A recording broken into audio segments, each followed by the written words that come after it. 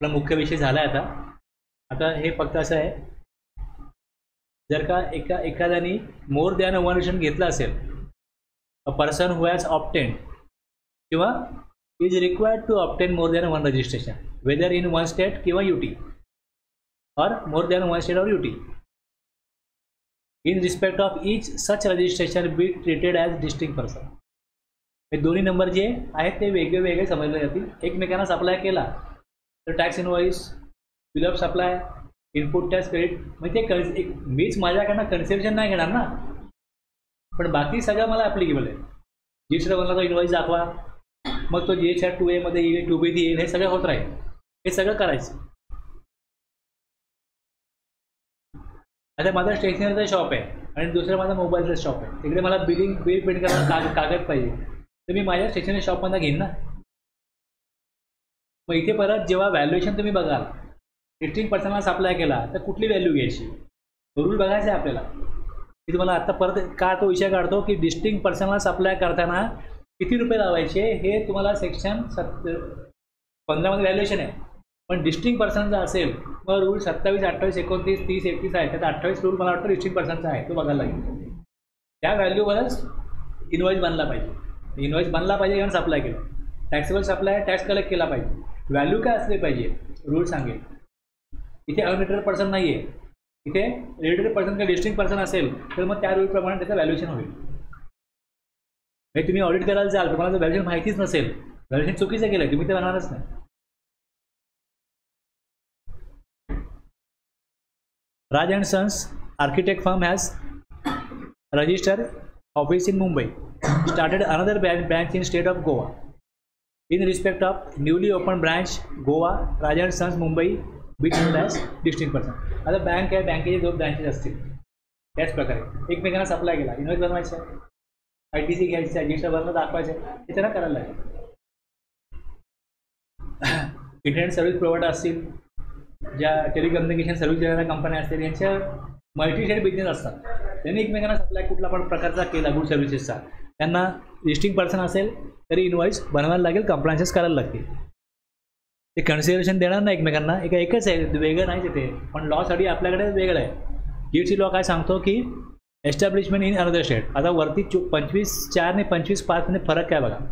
Wear a person who has obtain और is required to obtain in a state और UT in respect of an establishment.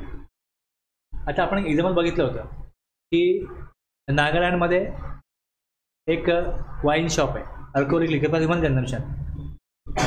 जसा आता इकडे महाराष्ट्रामध्ये 34 lakh business आहे आणि नागालँडमध्ये 8 लाख आहे. ओके, हे 42 झाले. आता ह्या केसमध्ये रजिस्ट्रेशन जेव्हा घेईल तो, त्यावेळेस जिकडे वाईन शॉप आहे तिकडचा टर्नओव्हर ॲग्रिगेट टर्नओव्हरमध्ये ॲड होतो. पण रजिस्ट्रेशन घेणं हे गरजेचं नाही आहे, बंधनकारक नाही आहे. कुठे? ज्या स्टेटमध्ये नॉन टॅक्सेबल सप्लाय करतोय, पेट्रोल पंप आहे किंवा तिकडे वाईन शॉप आहे, तिकडे तो रजिस्ट्रेशन नाही घेणार. पण जर वाईन शॉपला जर सप्लाय केला, समजा माझ्या स्टेशनरी दुकान आहे महाराष्ट्रामध्ये आणि जर मी वाईन शॉपला पेपर पाठवले तर इथे has an establishment in another state और UT, then such establishment shall be treated as establishment of distinct person for the purpose of this act. 25(4) मध्ये काय दोन्हीकडे रजिस्ट्रेशन घेतलेलं आहे. 25(5) मध्ये बघा थोडंसं फरक काय वाटतो का बघा. 25(4) आणि 25(5) मध्ये काय फरक वाटतो. A person who has obtain और is required to obtain more than one registration, म्हणजे इथे दोन्ही प्लेसेसला काय त्यांनी नंबर घेतला GSTचा, वेदर इन वन स्टेट और UT, एका स्टेटमध्ये असो किंवा एकाहून जास्त स्टेट किंवा UT मध्ये असो. In respect of each such registration, म्हणजे दोन्ही इथे काय रजिस्टर नंबर आहे. Be treated as distinct person for the purposes of this act. बरोबर आहे ना. आणि खालचा शब्द कसे आहेत बघा. Where a person who has obtain और is required to obtain in a state और UT, in a state or UT in respect of an establishment, has an establishment in another state or UT, then such establishment shall be treated as establishment of distinct person for the purpose of this act. इकडे दोन separate number नाही आहेत. एक number register आहे, दुसरा unregister आहे. कारण दुसरीकडे पेट्रोल पंप किंवा वाईन शॉप असू शकतं, किंवा तिकडे एक्झाम सप्लाय होतो, प्युअरली तिकडे एक्झाम सप्लाय होतो. कळलं?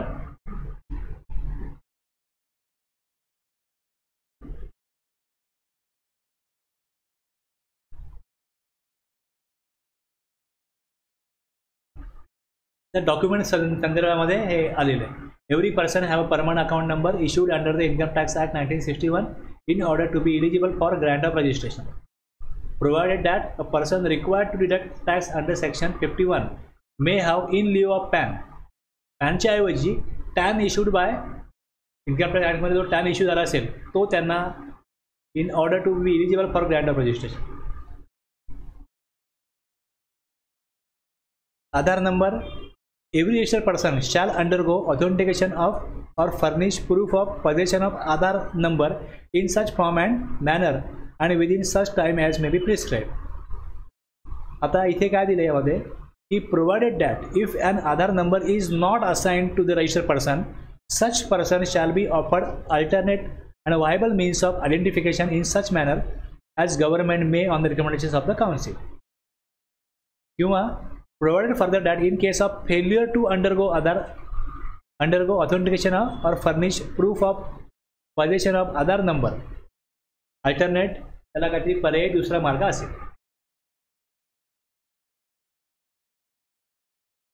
Registration allotted to such person shall be deemed to be invalid and the other provisions of this act shall apply as if such person does not have a registration. आता ह्या 25(6)A मधून त्यांनी ही तरतूद केली की आधार authentication करायला पाहिजे किंवा त्याला दुसरा कुठला ऑप्शन मग असायला हवा. आधार तिकडे ऑप्शन चूज करता तुम्हाला. मी जेव्हा ॲप्लिकेशन करीन तेव्हा जर मी तो चूज करतो तर त्याप्रमाणे मला पुढे व्हेरिफिकेशन 30 दिवसामध्ये होईल का 7 दिवसामध्ये होईल हे ठरतं.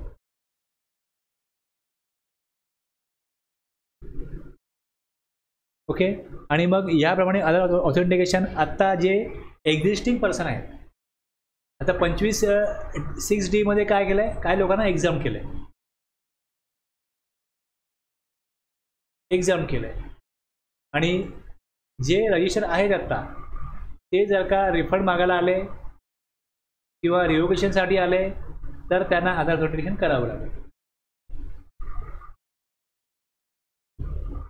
Registered person other than a person notified under section 25(6)D यात काय केलं, एक्झाम केलेत काय person who has been issued certificate of registration under rule 10 त्यांना ऑलरेडी इश्यू केलेलं आहे. Undergo authentication of Aadhaar number of प्रोप्रायटरशिपमध्ये प्रोप्रायटरचं in case of proprietorship firm, any partner in case of partnership firm, HUF मध्ये करता, managing director हे जो की पर्सन असेल किंवा जो व्यक्ती ऑथोराईज केला गेला आहे त्या फर्म त्या रजिस्ट्रेशन करताना त्या व्यक्तीचं आधार ऑथेंटिकेशन होईल.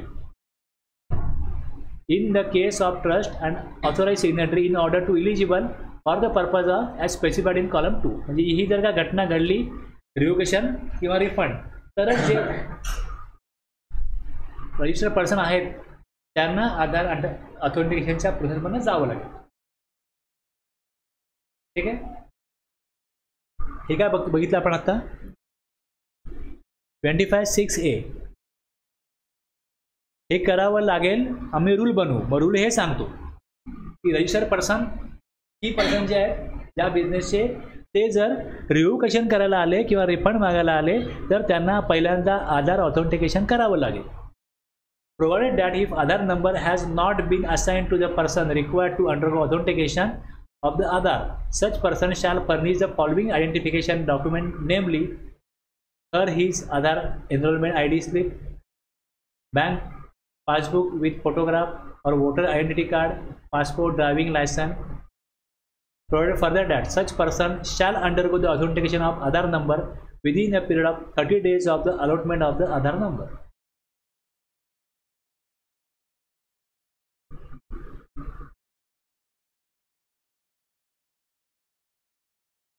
6B मध्ये इथे इंडिव्हिज्युअल रेफर केलं आहे. On and from the date of notification. Date of notification, आता नोटिफिकेशन हे दिलं, हे काढलं गव्हर्नमेंटनी. Every individual shall in order to be eligible. जर नोटिफिकेशन नाही आहे त्याचा इफेक्टच नव्हता. अमेंडमेंट झाली नंतर नोटिफिकेशन आलं.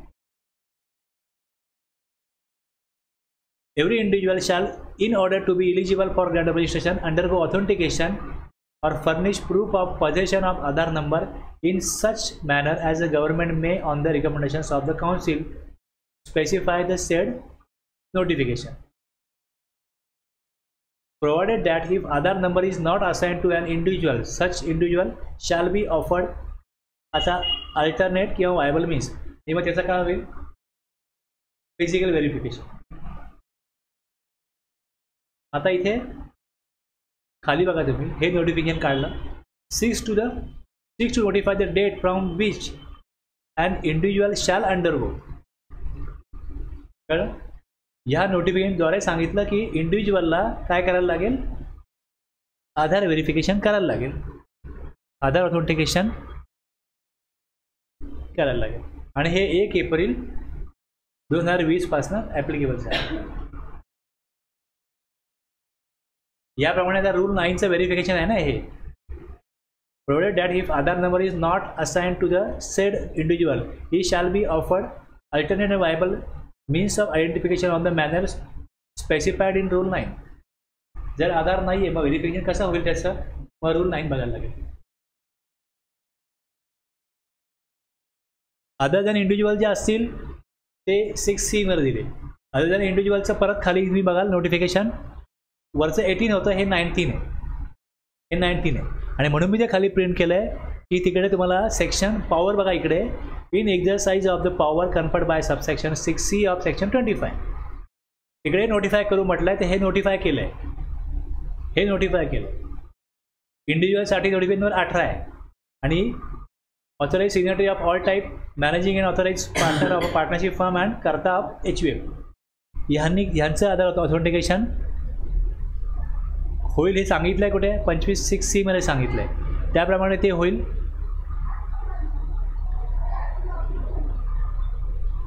कम इन टू फोर्स 1 एप्रिल 2020. आणि 6D मध्ये कोणाला एक्झम्पशन आहे हे सांगितलं जाईल. The provision of section 25(6)A और सेक्शन 25(6)B और section 25(6)C shall not apply to such person or class of person or any state or UT or part thereof as the government may, on the recommendations of the council, specify notification.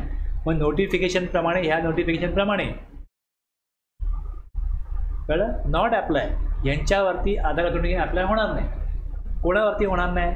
जे citizen of India नाही आहे त्यांच्यावरती, department of establishment of central state government यांच्यावरती, local authority, statutory body, public sector undertaking person apply for registration under the provision of section 25(9) म्हणजे UN holder, त्यांचं आधार authentication होणार नाही. कळलं?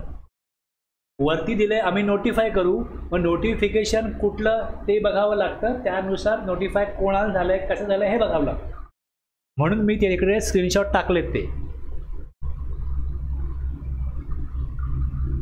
कळलं नाही? हे स्क्रीनशॉट टाकण्याचा उद्देश तो आहे, हे नोटिफिकेशन याप्रमाणे आलेले आहे.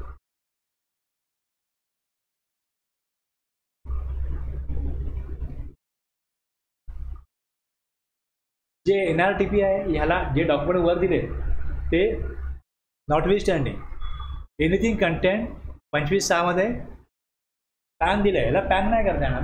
मग ह्याच्याकरता वेगळं आम्ही डॉक्युमेंट सांगू. आणि याचं सेक्शन 27 आहे रिड्यू विथ रूल 13, त्यात NRTPचा विषय आहे. फक्त इथे एवढंच म्हटलं आहे डॉक्युमेंट वेगळे त्याला प्रिस्क्राईब केले जाते. सो मोठं बघितलं आपण. ह्या सुओ मोटोमध्ये सबरूल 1 मध्ये टेम्पररी नंबर दिला जाईल. एनी सर्वे, इन्क्वायरी, इन्स्पेक्शन, सर्च झालं डिपार्टमेंटकडनं आणि त्यांना कळलं एखादा व्यक्ती लायबल आहे तर मग त्याला टेम्पररी रजिस्ट्रेशन नंबर दिला जातो. Registration granted under rule 16(1) shall be effective from the date of such order granting registration. त्यात नंबर दिला जाईल, टेम्पररी नंबर, डेट पण दिली जाईल, तो इफेक्टिव्ह कधी बसणार.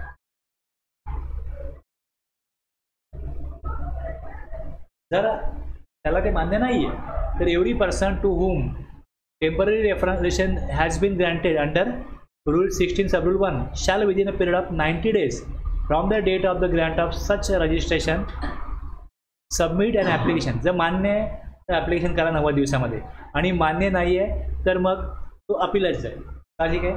आणि मग अपील त्याचं फेटाळला जाईल किंवा अपीलवर आहे त्याला मान्य केलं त्याचा दावा जो आहे तो. Provided that there were the said person has filed an appeal against the grant of temporary registration.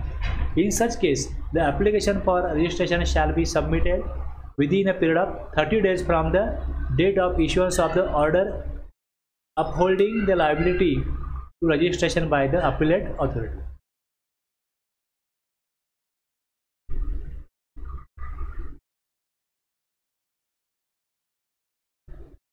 Okay, हेच दिलंय. PO कंडक्ट करेल सर्वे, इन्स्पेक्शन, सर्च, इन्क्वायरी. यातना काय करेल पॉईंट्स.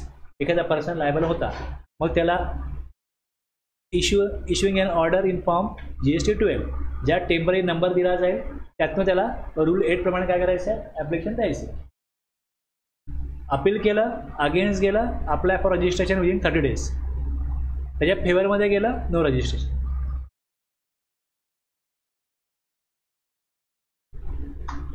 $25.9 मध्ये UN होल्डर जे आहेत नॉटविथस्टँडिंग एनिथिंग कंटेन इन सेक्शन 25(1). 25 वेगळ्या लोकांकरता आहे आणि हा UN होल्डर हे वेगळे आहेत. यांना GST दिला जाणार नाही तर यांना UN दिला जातो. Specialize agency of the United Nations organisation UNO और any multilateral financial institute and organisation notified under the United Nations privileges and immunities act 1947 किंवा मग consulate, embassy of foreign country आणि any other person, class of persons as may be notified commissioner त्यांना UN दिला जाईल. त्याच्याकरता मग rule 17 मध्ये procedure आहे. ही ॲप्लिकेशन आता समजा त्या एम्बॅसीचं ऑफिस 3-4 स्टेटमध्ये असेल. एक मुंबईला आहे, एक अहमदाबादला, एक दिल्लीला आहे. त्यांना 3 नंबर काढायची गरज नाही. UN applicable to the territory of India एकच नंबर घ्या. UN to be assigned and RC to be given within 3 working days. यांना 3 दिवसामध्ये मिळतं. पहिले 3च दिवस होते, मग सेक्शन रूल 8 मध्ये 3 ते 7 दिवस केले, पण यांचे 3च दिवस ठेवले.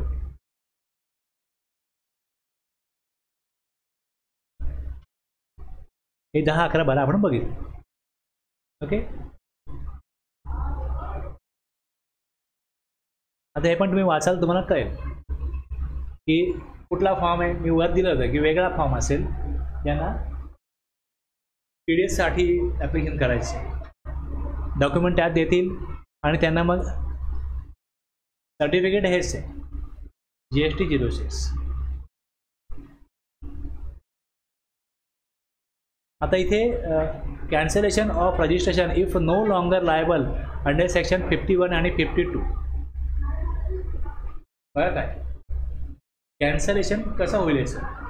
एखाद्याचा नंबर काढला गेला त्याचं कॅन्सलेशन कसं होईल. Where upon an inquiry or pursuant to any other proceedings under the act the proper officer is satisfied that a person to whom a certificate of registration in form GST 06 has been issued no longer liable to deduct tax at source under section 51 or collect tax at source 52. The said officer may cancel the registration issued under rule 12 sub rule 2. हे issued केला इकडे.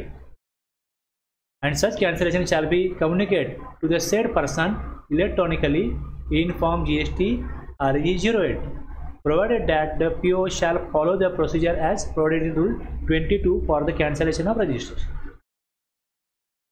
स्वतःहून ते application नाही करणार की मला गरज नाही. PO करेल त्याचा कॅन्सल PO करेल.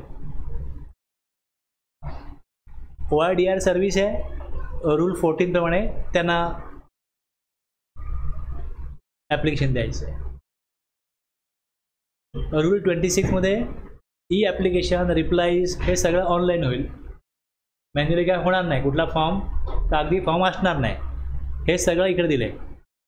डिजिटल सिग्नेचर कंपनी करता compulsory provided that register person register under the provision of companies act.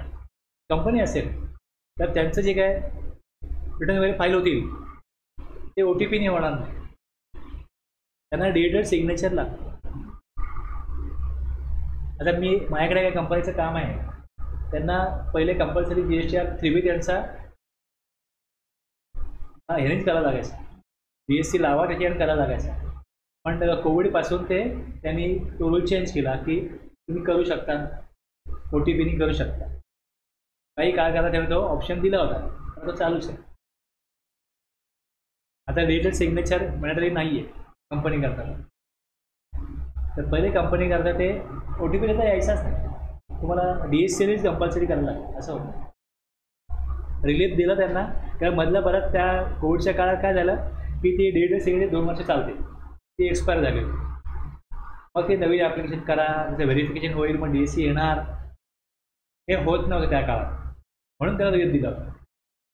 ज्याच्याकडे आहे ते करू शकतात, ज्यांच्याकडे नाही आहे त्यांना नवीन DSC घ्यायला तेव्हा अडचणी होत्या, म्हणून तेव्हा तो रिलीफ दिला, पण तो कंटिन्यू आहे. आता 1500 रुपये, 2000 रुपये, 2500 रुपये असं मार्केटला घेतात DSC काढण्याची, त्यातनं पण रोजगार निर्मिती होती. कंपनी आहे ते खर्च करतील, त्याला नियम गव्हर्नमेंटला बघावं लागते, पुन्हा रोजगार कसा वाढेल. Signature each documents including the return furnished online shall be signed or verified through EVs. Individual HUF असल्यास करता जे की पर्सन आहेत त्यांचं काय लागेल, जे OTP नंबर त्यांना जाईल किंवा DSC त्यांचा असेल.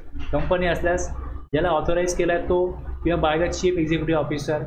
गव्हर्नमेंट एजन्सी जो ऑफिसर ऑथोराईज केला आहे तो. फर्म असल्यास ज्या पार्टनरला ऑथोराईज केला आहे तो. AOP असल्यास member of the association person किंवा ऑथोराईज सिग्नेटरी. ट्रस्ट असल्यास ट्रस्टी किंवा ज्यालाकडून ऑथोराईज केला आहे तो.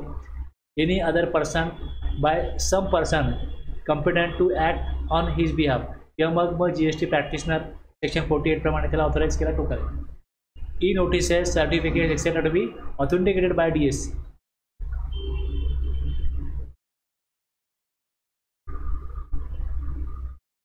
रूल 8 आहे. Rule 8, every registered person shall display his certificate of registration in prominent location at his principal place of business and every additional places of business. Every registered person shall display his GSTN on the name board exhibited at the entry of his principal place of business and at every additional places of business.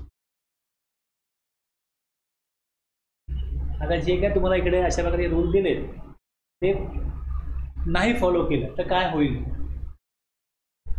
Penal provision कुठे आहे, section 22, 23, 24, 25 general penalty. जर ती mention नाही तर मग general penalty लागेल. म्हणजे पहिले नियम बनवायला लागतो. जर नियम बनवला आणि जर तो नाही पाळला तर तोडला तर मग त्याला पेनल प्रोव्हिजन आहे. मी प्रत्येक गोष्ट तिकडे लिंक करा. तुम्ही सर रिकव्हरी म्हणता, रिकव्हरी समजा होत नाही आहे, मग रिकव्हरी नाही होत तर काय करायचं. मग तुम्हाला संबंधित तरतूद बघायला लागेल की याच्यावरती ॲक्शन घ्यायची पॉवर कुठे.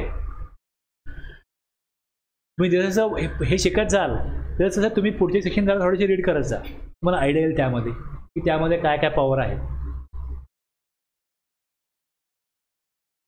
जे आता आपण वाचतोय त्याचा अर्थ तुम्हाला व्यवस्थित कळेल.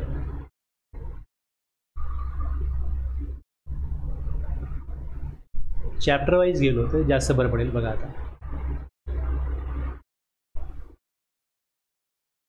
Assessment, audit, inspection,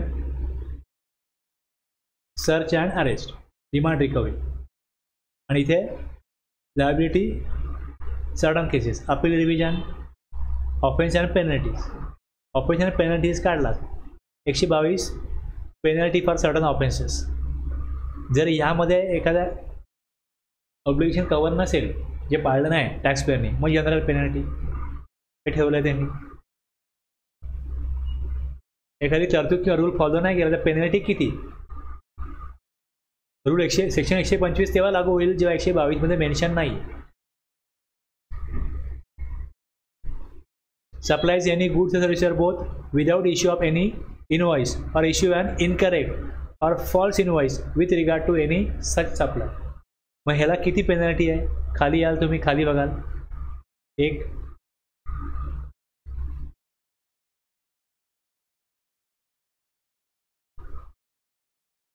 ₹10,000.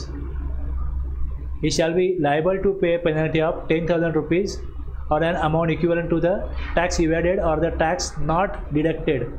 And then 51 short deducted. हे सगळं दिलंय. विचेवर इज हायर, जी हायर आहे ती 10,000 CGST आहे, 10,000 AGST होईल. आपण CG चार्ट वाचतोय ना, दोन्हीकडे तेवढाच येईल ना. हे झालं. आणि दुसरं डिमांड रिकव्हरी बघाल. डिमांड रिकव्हरीमध्ये तुम्हाला हे रिकव्हरी ऑफ टॅक्स कशा प्रकारे होईल एवढं दिलेलं आहे.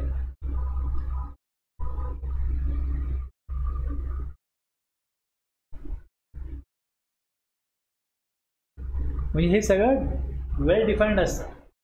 काय ऑब्लिगेशन असतील टॅक्सपेअरवरती, आणि जर त्याने ते फॉलो नाही केले तर कशा प्रकारे त्याच्यावरती डिमांड रिकव्हरी किंवा ऑफेन्सेस पेनल्टीज काय असतील हे सगळं पुढे आहे. तुम्हाला डायरेक्टली पुढचं काम करायला दिलं आहे. ऑब्लिगेशन काय हे तुम्ही समजून घेतलं तर तुम्हाला त्याच्यावरती मग ॲक्शन त्याप्रमाणे घ्यायची.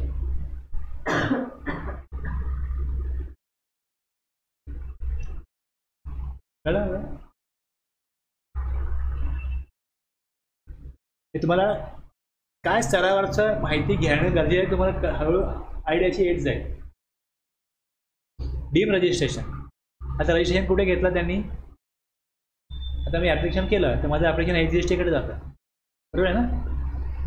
The grant of registration or UN under the AGST act किंवा UTGST गेलं माझं, तर असं मानलं जाईल deem to be grant of registration or the UN under this act, म्हणजे CGST ॲक्टमध्ये पण झालं. Subject to the condition that the application for registration or the UN has not been rejected.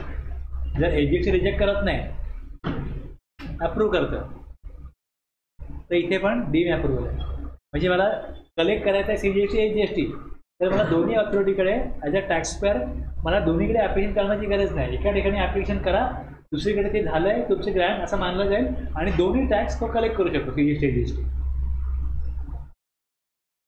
एकाने रिजेक्ट केला, दुसऱ्याने रिजेक्ट केलं आहे, म्हणजे हे डीम अप्रूव्हल आहे, डीम रजिस्ट्रेशन, इथे डीम रिजेक्शन. AGSTने रिजेक्ट केला तर CGSTने पण रिजेक्ट केलं.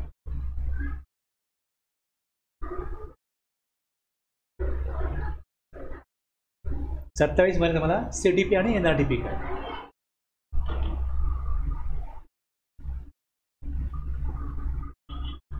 रजिस्ट्रेशन फॉर्म RAG 01 आहे आणि NRTPला 09 आहे.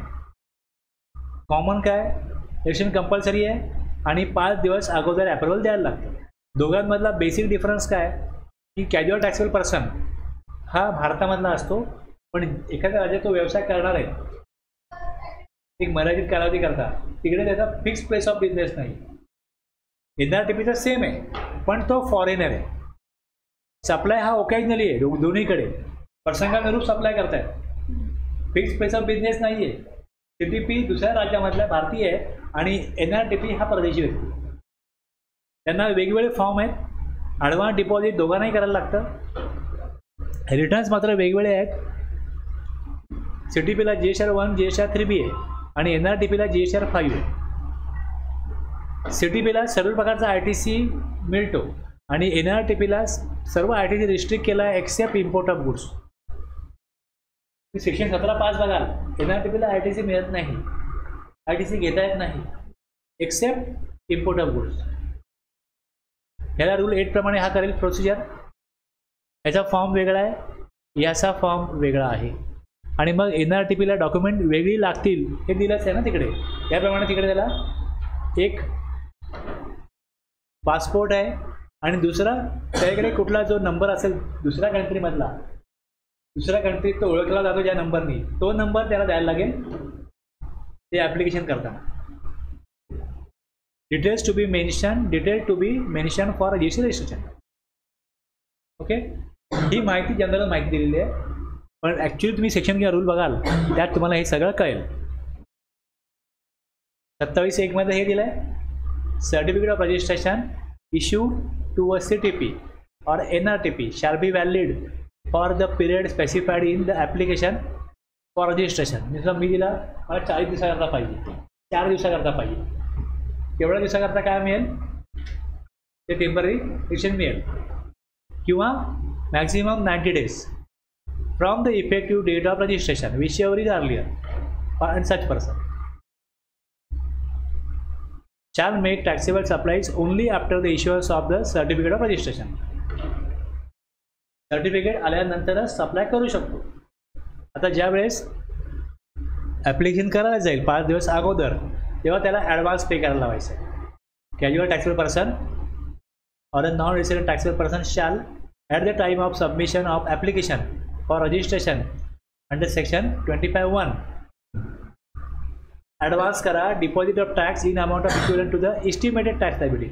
आता एस्टिमेटचा अर्थ एस्टिमेट आहे ना, समजा मी 5,000 सांगितले तर 5,000 टॅक्स येईल मला गरजेचं नाही, 4,000 पण येईल आणि 6,000 पण येईल. आणि जर एक्सटेन्शन पिरियड जर एक्सटेंड केला, जर पिरियड एक्सटेंड केला provided that where any extension of the time is sought under section 1 such person shall deposit an additional amount of the tax equivalent. तो अमाऊंट तो समजा का विपदा आली, जसं कोविड आलं, काम थांबलं, पूर आला, भूकंप झाला, दंगल झाली, 90 दिवस संपले, मग त्याला एक्सटेन्शन मिळेल अजून 90 दिवसापर्यंत. पण जर त्यामध्ये अजून सप्लायची कॉस्ट वाढणार असेल, टॅक्स वाढणार असेल, त्यांनी परत ॲडिशनल डिपॉझिट टॅक्स केला पाहिजे.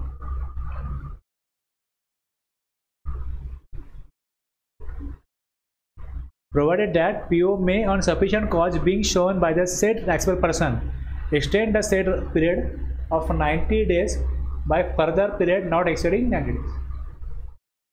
ॲप्लिकेशन करायचं आहे 4 दिवस मॅक्झिमम 90 दिवस रजिस्ट्रेशन, आणखीन कालावधी वाढला जाऊ शकतो फर्दर 90 दिवस. आणखीन कालावधी रजिस्ट्रेशन जेव्हा घेईल तेव्हा ॲडव्हान्स पे करेल, आणि जर कालावधी वाढला आणि त्यात जर सप्लायची कॉस्ट वाढली असेल तर ॲडिशनल टॅक्स पे केला पाहिजे. जी अमाऊंट तो डिपॉझिट करेल ती इलेक्ट्रॉनिक कॅश रेजरला जमा होईल. आणि खाली रूल 13 मध्ये त्याची प्रोसिजर दिलेली आहे.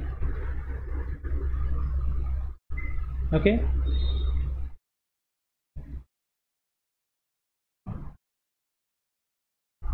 पासपोर्ट किंवा त्याचा तिकडचा नंबर UN नंबर असेल, तिकडचा नंबर असेल तो युनिक आयडेंटिटी नंबर 5 दिवस अगोदर देईल, त्याला टेम्पररी रेफरन्स नंबर मिळेल, ॲडव्हान्स पेमेंट करेल आणि त्याची अमाऊंट जी आहे ती त्याला मग एक अक्नॉलेजमेंट इश्यूड होईल.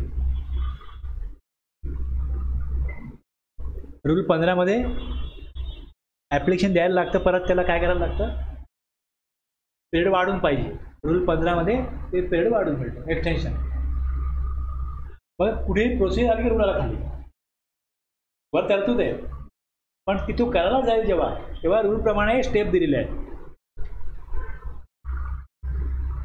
ना एवढं आपलं. आता पुढे तुम्हाला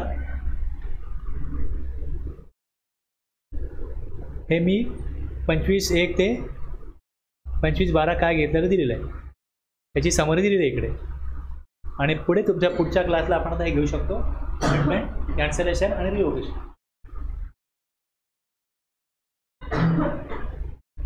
ओके.